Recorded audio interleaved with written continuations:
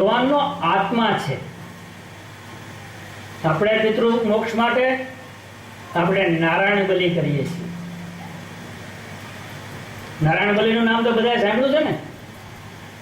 નારાયણ એટલે સાક્ષાત પરમાત્મા અને બલિ એટલે ઈશ્વર. પરમાત્માનું જ્યારે ઈશ્વર સાથે મિલન થાય, અરે આત્માનું જ્યારે ઈશ્વર સાથે મિલન થાય, આત્માનું જ્યારે પરમાત્મા સાથે મિલન, કાલી ઘેરી ભાષામાં ભગવાનના ગુણગાન ગાયા છે. આપણે કંઈ જ્ઞાની નથી, આપણને કંઈ આવડતું નથી, આપણે કંઈ ભક્ત નથી. આપણે તો કાલી ઘેરી ભાષામાં નાના છોકરાને બોલતા ન આવડતું હોય અને એને દાદા આગળ કે એની બા આગળ બા કે બાપા બોલે અને બાપા જેમ ખુશ થઈ અને છોકરાને જેમ તેડી લે, એમ આપણો આ મોટો બાપ બેઠો છે. અહીંયા ભાગવત ભગવાન બેઠા છે, આપણો બાપ બેઠો છે અને એની અંદર એની સામે આપણે ખાલી ખાલી ભાષામાં આજે આપણે એને બોલાવવા જઈએ છીએ. આજે આ આપણા આત્માનું મિલન આપણે પરમાત્માના આત્મા સાથે કરવા જઈએ છીએ. પહેલાં છે મને એક બે વ્યક્તિએ ના પાડી કે ભગવાનના રહસ્ય છતાં નહીં કરો.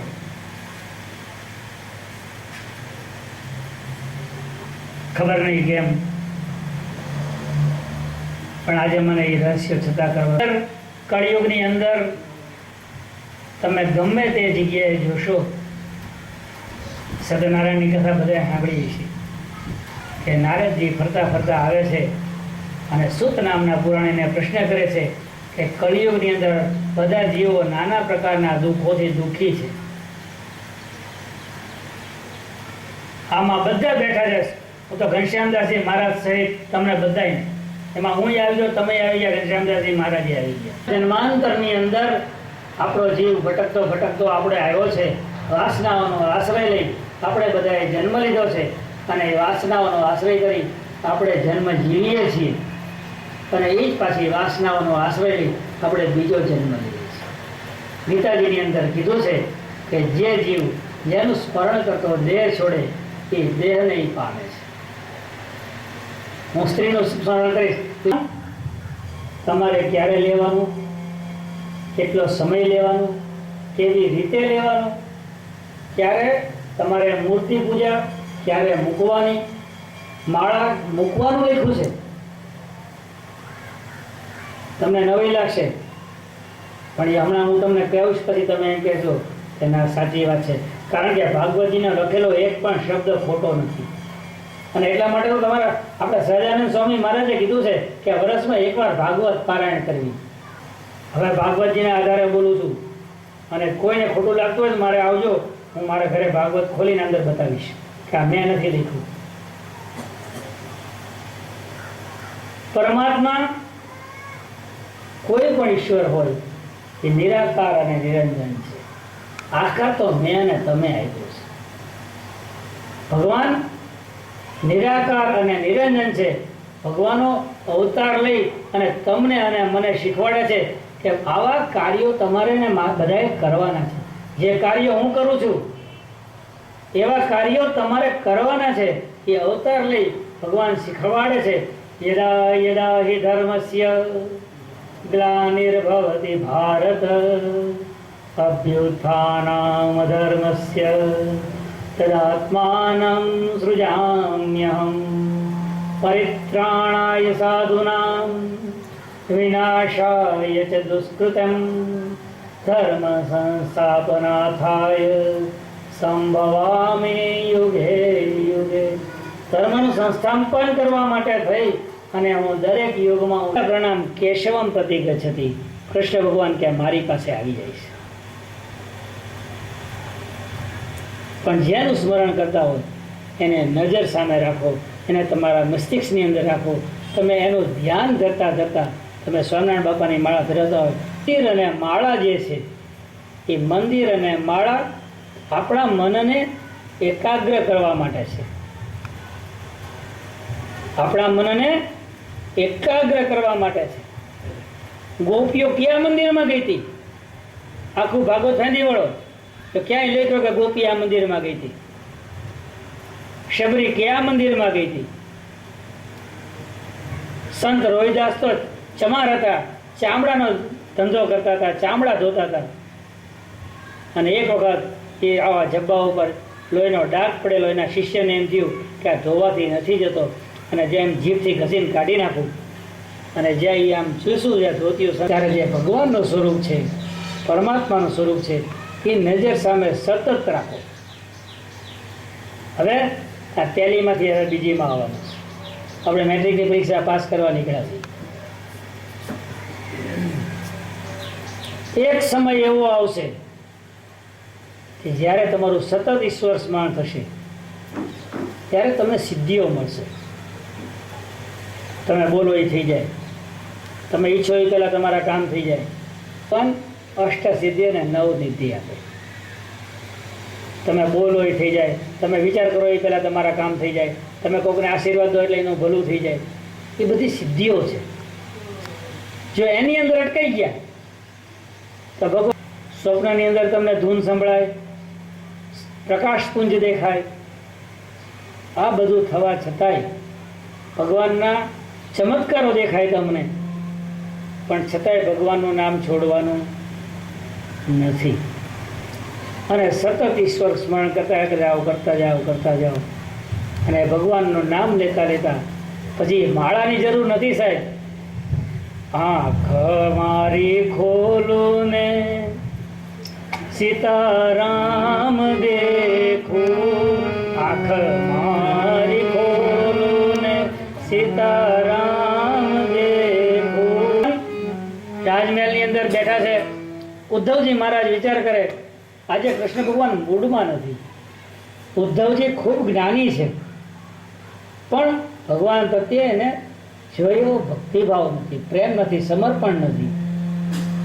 ભગવાનને વિચાર થાય છે કે ઉદ્ધવ મારો મિત્ર છે, છતાં એની ભક્તિમાં કંઈક ખૂટે છે. ઉદ્ધવજી કૃષ્ણ ભગવાનને કહે છે કે ભગવાન, આજે તમારી આંખોમાં આંસુ કેમ છે?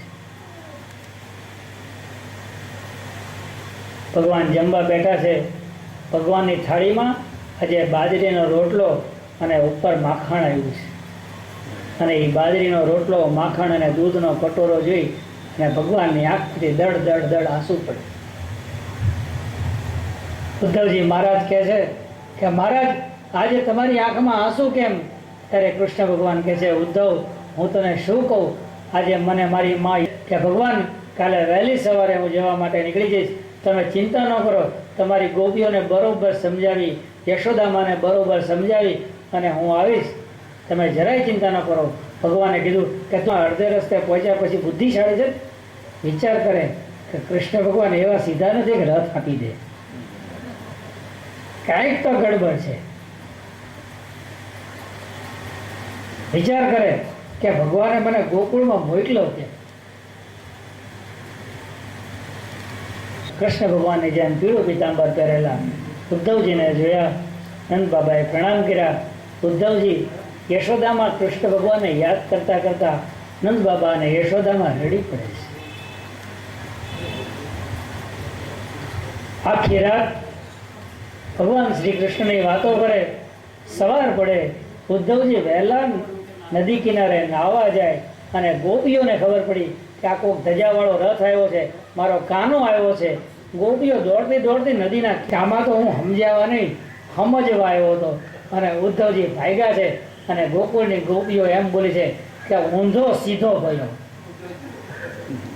ઊંધો હતો એ સીધો થયો. અને ઉદ્ધવજી આવી અને હૃદયની અંદર ઓમ નમઃ શિવાય ચાલુ રહ્યો. મારા હૃદયમાં સ્વામિનારાયણ સ્વામિનારાયણ ચાલુ રહેવું છે ને. તમે જાપ કરતા હોય એ ઊંઘમાં કે જાગતા, ઉઠતા, બેસતા એ ચાલુ રહેવા જોઈએ. પછી તમારે માળાની જરૂર નથી, મંદિરની જરૂર નથી, તમને કોઈ જરૂર નથી. તમે જ્યાં ઊભા રહેશો ને ત્યાં તમારો વાલો તમારી સામે ઊભો હોય છે. કપડાં કેમ પહેરે, માથે મુંડન કેમ કરે, ચોટલી કેમ રાખે, રુદ્રાક્ષ કેમ કરે? ભગવો રંગ વૈરાગ્યનો રંગ છે. તમને કોઈ પણ કલર જુઓ સાહેબ, એ કલર ઉપર તમને ખેંચાણ થશે. અને સફેદ કપડાં પહેર્યા છે ને તો સફેદ કપડાં પ્રત્યે તમારું મન ખેંચાશે. પણ ભગવો રંગ એવો છે એના પ્રત્યે મનનું ખેંચાણ નહીં થાય. કુદૃષ્ટિ ભગવા રંગ ઉપર ક્યારેય કોઈને નહીં થાય. માટે સંતોને ભગવો રંગ પહેરાવવામાં આવે છે. મુંડન, વાળની અંદર કામ બસેલો છે. કોઈ પણ સ્ત્રી ગમે એવી સુંદર હોય અને હમણાં માથે મૂંડો કરાવો, કોઈ એની સામું જોઈશે? મુંડન કરાવીને એમ કહે છે કે હું આ કામનો ત્યાગ કરું છું. સાધુ સંતો નિષ્કામ છે. સાધુ સંતો નિષ્કામ છે. હવે આવી ચોટલી. ચોટલી કેમ? આપણા બધાને ખબર છે કે આખા શરીરનું સંચાલન કોણ કરે છે? મગજ. આખા શરીરનું સંચાલન કોણ કરે છે? મગજ. પણ મગજનું સંચાલન તો કોક કરતું હોય છે ને. તો જે આ ચોટલીનું જે સ્થાન છે ને, ત્યાંથી મગજનું સંચાલન થાય. તીવ્ર બને ત્યારે એ શેના માટે કામ કરે? ભગવાનના કામ માટે કામ કરે. એ બુદ્ધિ કામ માટે કામ કરે, પણ કોનું કામ? ભગવાનના કામ માટે. હવે રુદ્રાક્ષ, સંતો રુદ્રાક્ષની માળા પહેરે છે. શા માટે? વૈજ્ઞાનિક રીતે સાબિત થયું છે. આપણા સાધુ સંતો તો બહુ મોટા વૈજ્ઞાનિકો હતા. વૈજ્ઞાનિક રીતે સાબિત થયું છે કે રુદ્રાક્ષ જો તમારા શરીરને અડે તો શરીરનું જે રુધિરાભિસરણ તંત્ર છે, સંતનું જે બ્લડ પ્રેશર છે એ કંટ્રોલમાં રહે, રુધિરાભિસરણ કંટ્રોલમાં રહે. એટલે જ્યારે તમારું બ્લડ પ્રેશર કંટ્રોલ રહે, તમારું મન કંટ્રોલમાં રહે. સાધુ સંત એટલા માટે તો ગુસ્સે નથી થતા. કેમ? કે એનું રુધિરાભિસરણ તંત્ર કંટ્રોલમાં છે. તમે ગુસ્સે થાવ એટલે સંતન પરમ હિતકારી જગતમાં સંતન પરમ હિત.